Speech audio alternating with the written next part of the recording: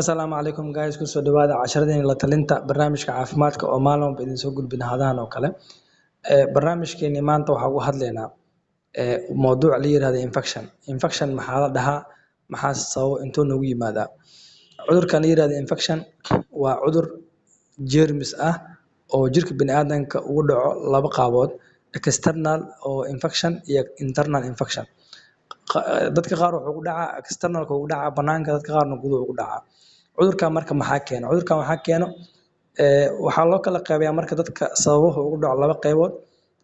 groupkan marriage people iyo unmarried people laba sabab u kala dhacaa generally hal sabab u kala dhacaa dadka marriage people kan wuxuu ku dhacaa nadaafad darada labada qofood oo marriage-ka ah oo dhinacooda ka taagan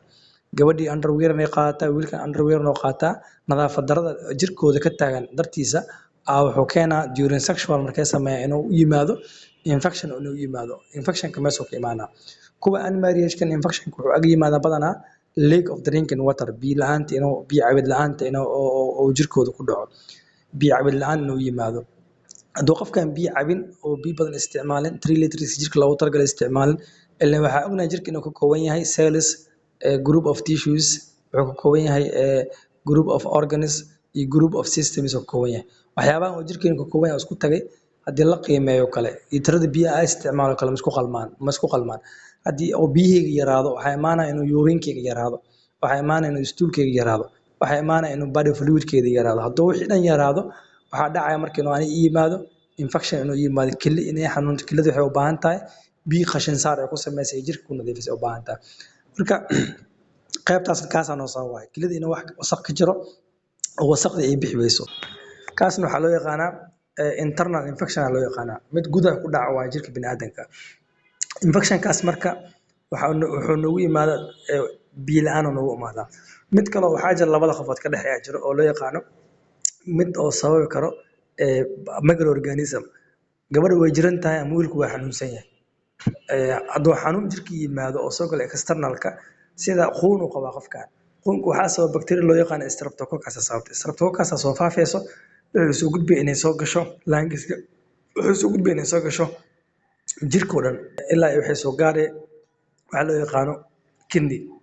kidneygan shaqada qabto waxay tahay inuu wixii filtreeyo markuu filtreynayo wixii haraya marka waxay ku hadlayaan kaad heesta ku harayaan bacteria kaad heesta ku harayso bacteria jirka wax filtreynayna aqli ma laha waxaan bacteria soo socma dhahayo wixii bacteria waxay u dhuumanay inay gasho kaad heesta markay maalmo ku jirtaa dhibaatooyin haday gaarsiisana qofkan wuxuu dareemaa inuu kaadida gubayo xaalad oo qofkan kaadida gubaysa doo arko waa xaalad infection oo microorganism sababaysa waay qofkan hadduu xaalad keliya xanuunaya oo dareemana waa xaalad biyo leak of water oo jiro biyo la'aan ay jirto oo dufin fara badan qofkan oo isticmaalo haddii qofkan xaalad oo jirkiisa dhan wada kulul yahay ama dhabarka xanuunaya oo dareemana waa xaalad sexual transmission oo u sababay infectionkan saddexdaas calaamado lagu kala kartaa infectionkan